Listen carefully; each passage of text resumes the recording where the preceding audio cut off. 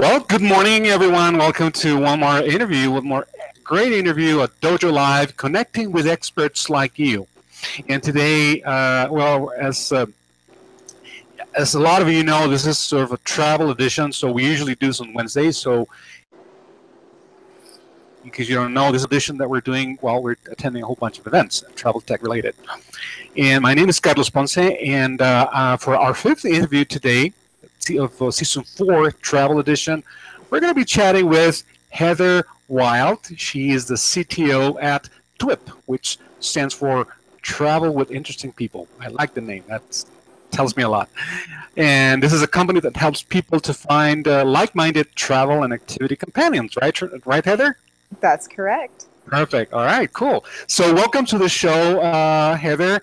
And I understand that we're going to be discussing the topic of examining behavior for better travel decisions and how combining behavioral psychology, this is interesting, with machine learning creates a better travel experience. So welcome to Dojo Live, Heather. Thank you, Carlos. I'm very happy to be here. Absolutely. It's our pleasure, Heather. Okay. All right, Heather. Well, let's start with you. Let's start. Tell us a little bit before we get into the subject matter of today's conversation. So tell us a little bit about you, about Heather, and also, of course, Twip, and then we'll take it from there. Oh man, where would I start? So I have a very varied background, but as relates to travel, I've loved to travel my entire life. I started traveling. I had a passport since birth, basically, and was from New York City. Went back and forth to Europe as a child, and went to school in England. And I even lived in Mexico in La Paz on a sailboat for 3 years. So, I am a gypsy at heart, engineer. I got my first computer when I was 8 years old and started both programming and building things. And it's been a love for my entire life to create, to build, and to learn about why people do things machine perspective. Because as an engineer, I always want to uncover the why. So that from all of the companies that I've worked in, from Spirit Airlines to THQ to Evernote to Expedia, and now with Twip, I've been working to figure out why people do what they what that particular thing is, and now with Twip we're uncovering why people travel and what their motivations are for that. Perfect. Thank you, Heather. So what I'm hearing is that you're essentially you're an engineer, you're a developer, so you're very familiar with technology, but you're also extremely fond of travel, which I understand. You know, I'm sort of fond of travel myself, to say the least. So does that define you as a digital nomad at the present time? I am absolutely a digital nomad. I've seen my house 20 days since April of this year. And it is almost the end of the year. I am always on the road. I should probably redefine my home as an airplane right now, and that's not unusual because I've lived in a sailboat, in an RV, in hotel rooms. It's part of my life to do that. Awesome, Heather. If you see me start turning green, it's with envy. Okay, so please bear with me. Cool. So, Heather, now can you tell us a little bit about Twip? How did it come about? How did it come into existence? So Twip was actually founded by my co-founder, Lauren Koenig, who also is an avid traveler. She was working for a company called the International Kitchen, which was helping people to create cooking experiences in people's homes in different areas. It's a company that's still around, so it's a great company to check out if you want to do that. And she noticed that people had different motivations for why they ended up there. Had a different reason for how they came to be. but it wasn't always a great fit, and all of the groups that were together weren't wrong. So she started to come to an understanding that what if we could create a better group travel experience? What if we didn't have to be stuck for a week with the person that snores as my roommate, or that person that insists on bringing their chihuahua when I'm allergic to dogs, or something like that. And then, so what she did was, over the course of a few years, she interviewed over 12,000 people personally to find out why they travel, like who they are away from home. And from that, she was able to get the precursor to what we call our travelnality assessment. And we found that there are 10 different individual motivations that people have for why they travel. And we call that their travelnality.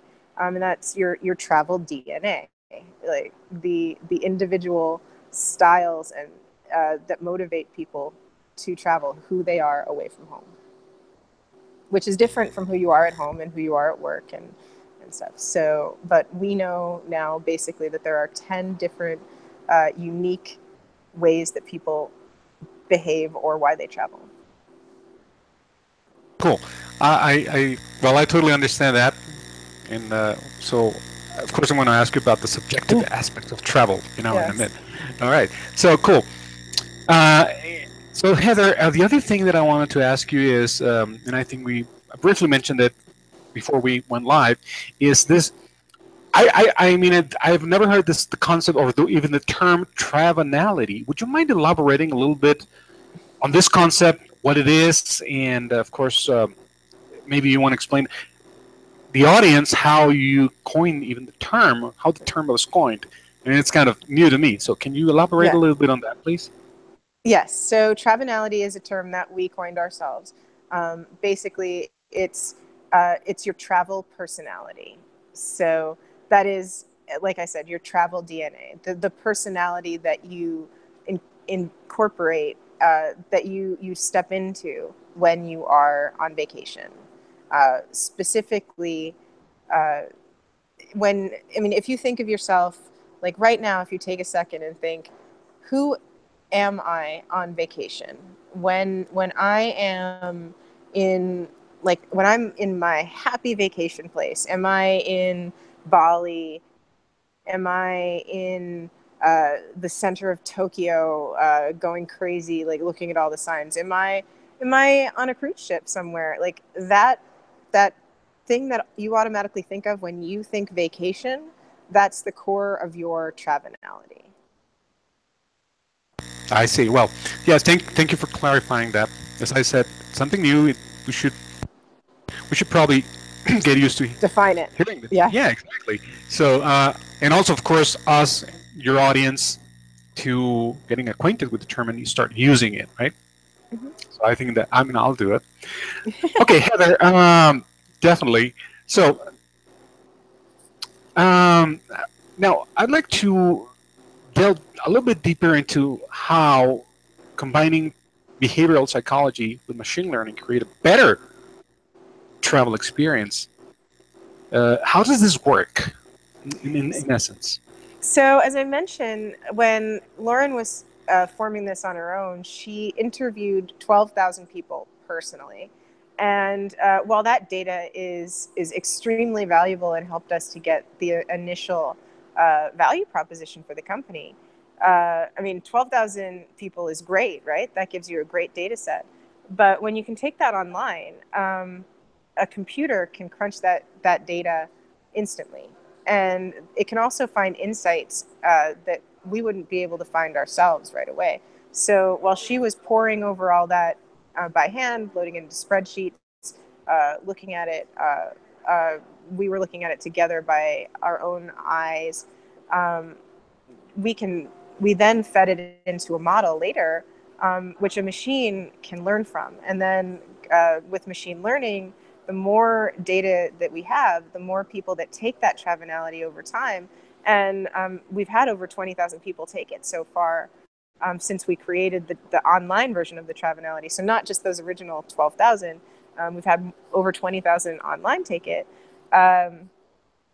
it learns over time to refine things. So we might find that there's actually more than 10 from machine learning, and then we might find that there are more preferences that people have. I mean, it may not be just I don't want to travel with a Chihuahua, or I have things like I don't want pen clickers in my room, things like that. So this is something you find with Facebook and machine learning. Like their algorithms are automatically new things you can advertise for. So people will automatically create the model and show us what their preferences are based on the things that they're entering in, the way that they're typing them in. So while we created the initial data set, people will, with the help of machine learning, it will evolve over time and become better and actually start to predict what people's behavior is. And what about, Heather, I can understand, and I can foresee how machine learning, artificial intelligence, all these very technological elements could help shape the travel experience as a whole. But what about the subjective aspect of travel, for example, that can hardly even be, how can I say this, very unique. So how does these, is there any fine line that should not be crossed when it comes to machine learning, artificial intelligence, or actually, let me rephrase that. Where is the perfect match of the subjective experience and technologies? Let's put it that way.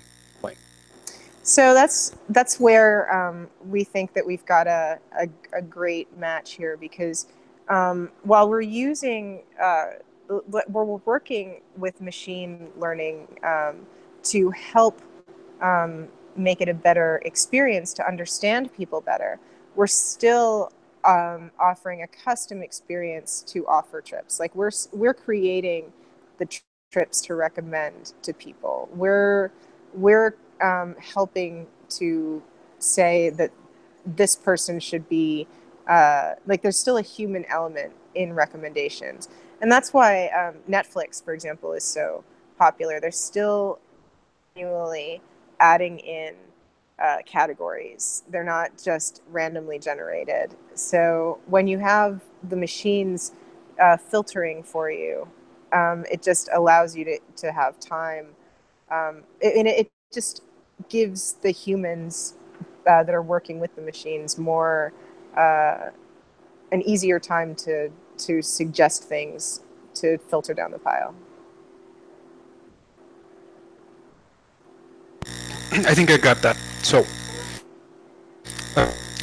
that leads me into asking the next question that I have for you is, again, let's go back to the technology aspects of travel. Okay, so machine learning, as I said, helps us build tools that are going to be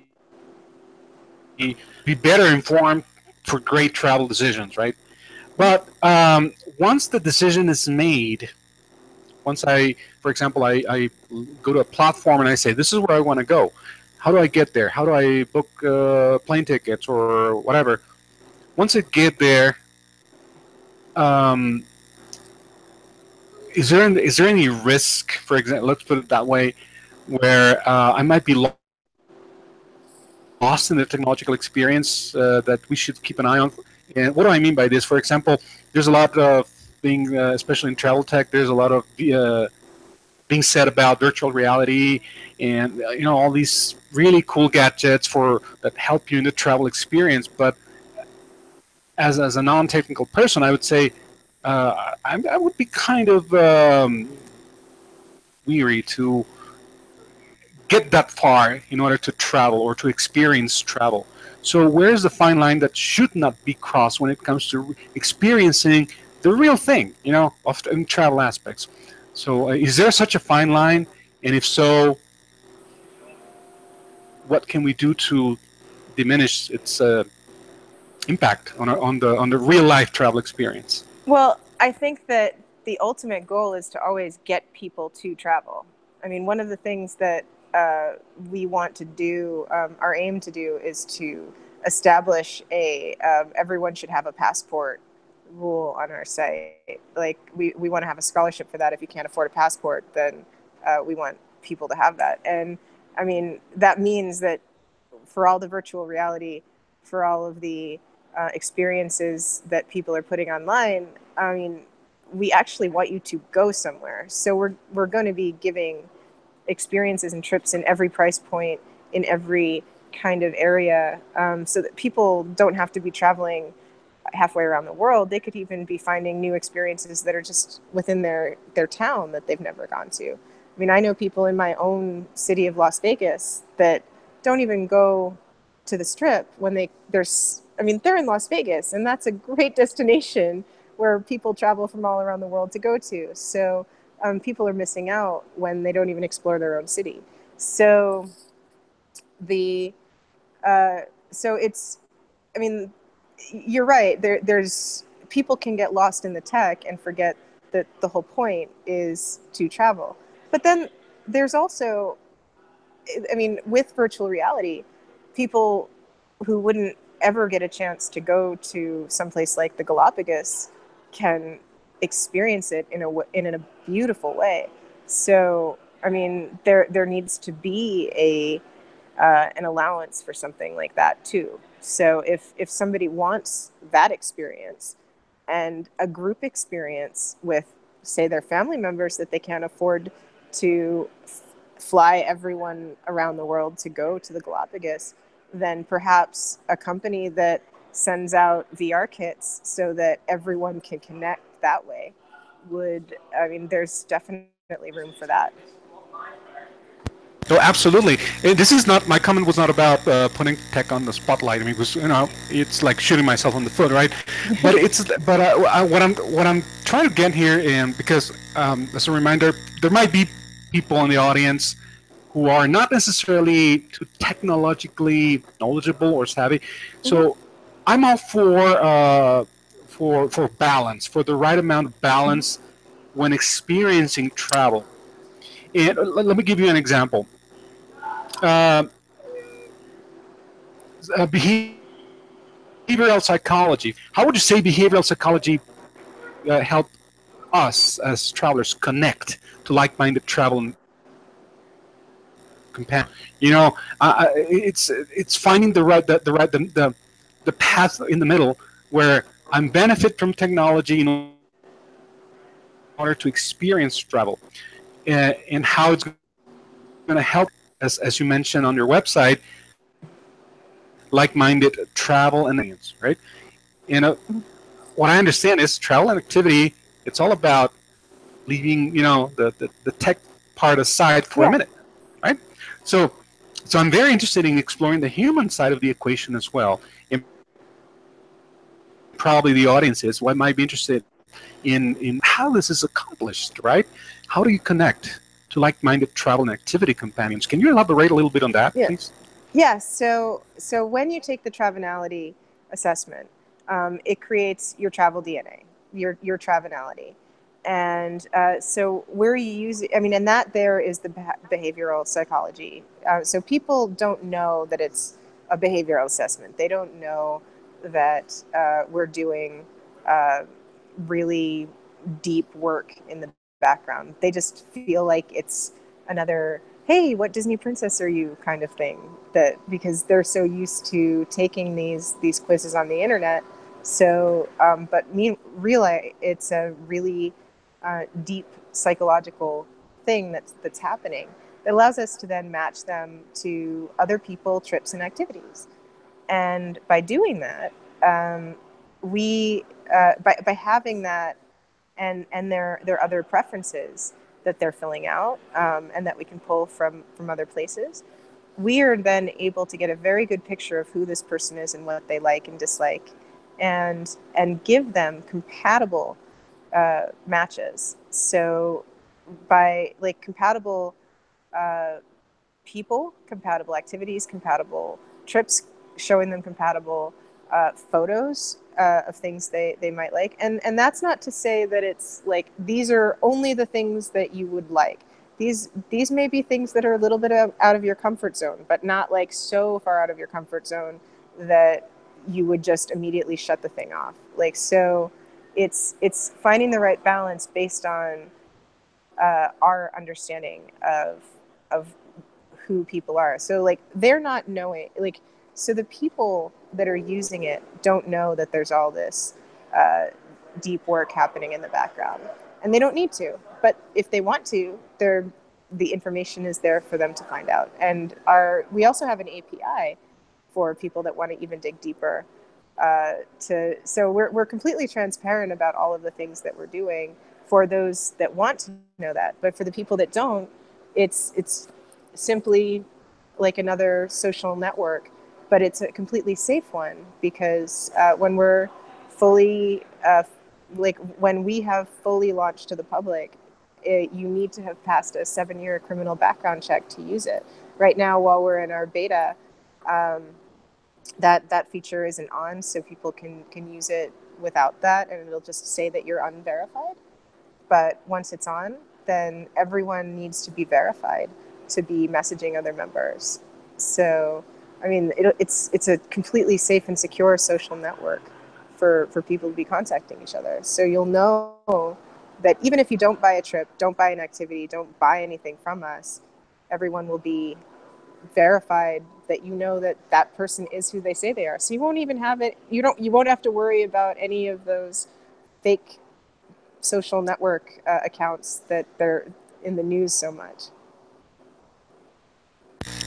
Yeah, I think that's a great. I mean, especially about the background checks and all. I mean, that's definitely something that would kind of keep the horror stories away, right? Mm-hmm. At bay.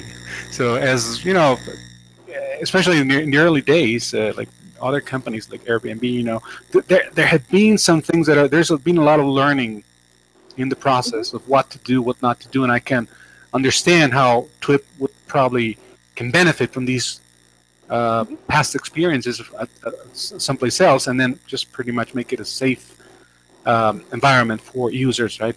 Yeah. Perfect. I'd like to just briefly pause for 1 second, because I'd like to remind the audience that if you have any questions for Heather, you can just send them on Twitter. You know how to do this. It's right here, our handle at DojoLIVE. Very simple. Go to Twitter, send your questions, we'll read them back to Heather here, and she'll respond live, or just keep an eye on DojoLIVE's website, and everything's going to be in there. After we finish the broadcast, you can watch it at a later time if you're there, and then simply just follow up on the responses. So today we're having a conversation with Heather Wilde. She is the CTO at Twip, which is also right here, right, Heather? It's a twip.co. It's Yes, not com. that's It's correct. not com. It's a co. Cool. All right. With the next thing that I'd like to ask you, Heather, is, and this, I'm going to go back to the beginning of the conversation, and we mentioned that I mentioned that it was interesting for me that you are both an engineer, CTO, and also a traveler. And you thought about building a platform and a tool for travelers as well. In this process, Heather, now let's talk a little bit about on the technical side. When building this, what are the major challenges that you have encountered that you had to overcome in order to make it a successful endeavor? Or, you can pretty much share with the audience, or with you, whatever, anything you might want to share with the audience, what problems you solved, you found, and how you solved them, or any challenges at all that you had to overcome in the process. So on any project, there are tons of challenges. As one of the main ones, and any engineer can tell you this, is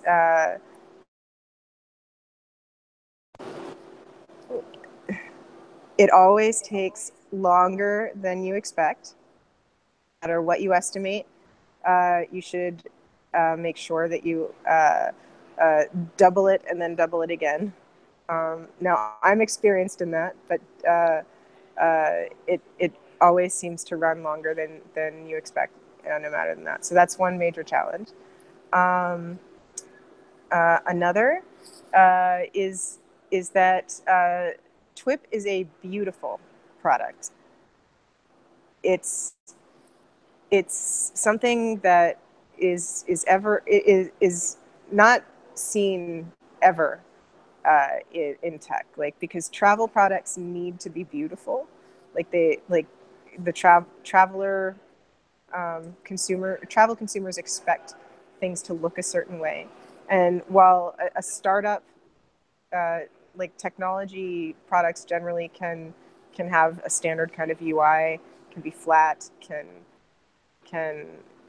look, can have certain allowances made.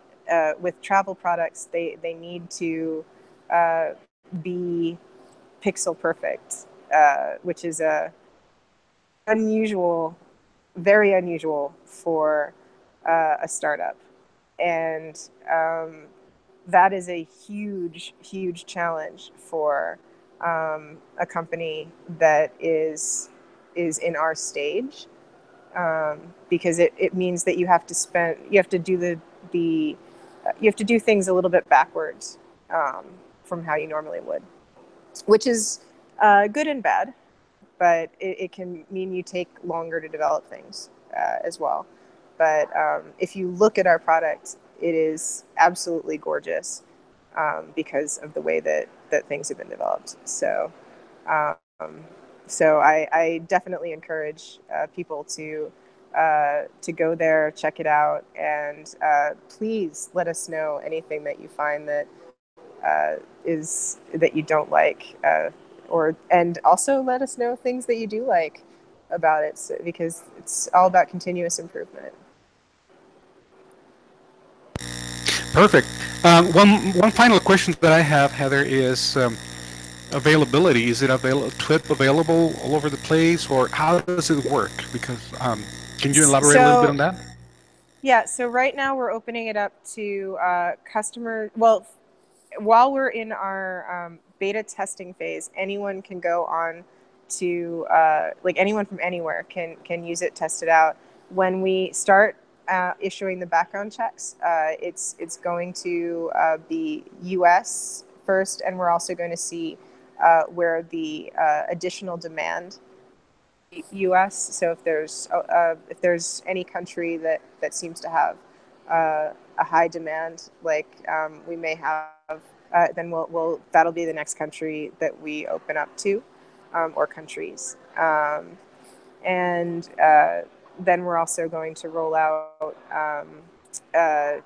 with clients for client portals. So, but that's a separate thing as well. But on the consumer side, it'll be US first, and then additional countries based on demand. Excellent. So we're going to keep an eye on that, and we really look forward to seeing Twip explode. So Heather, we are approaching the final minutes, the final segment of today's conversation. So is there, in terms of today's topic, which is examining behavior for better travel decisions, are there any final words of wisdom that you would like to leave our audience with about the topic or about Twip? Anything you like? Yes. So I think that anyone that's working in travel really needs to do what my co-founder Lauren Koenig did, and actually ask your customer what they want, what they believe, what drives them. And if you don't start there, and you've developed something, then at least like hold up for a second and then go ask them before you go any further, because without understanding your customer's behavior, without constantly analyzing that, then you're going to be missing out on a lot of insights that can really help you to skyrocket. Perfect. Thank you so much, Heather. And for the record, for those of you who are watching or will be watching, you can find this interview right there on dojo.nearself.com. Just watch it, and of course, all the contact info for Heather or for Twip is going to be right there on the page, unique landing page for today's interview. And one more thing is that before we go off the air, I'd like to also remind and invite the audience, because today we're going to have an interview which is going to be travel tech related with Linnell Edie from Local Social Incorporated, which is another travel tech company. And the topic is going to be software development in the travel industry. So keep an eye for that, also on dojo.nearsoft.com. And we look forward to also having you, of course, our great viewers as ever.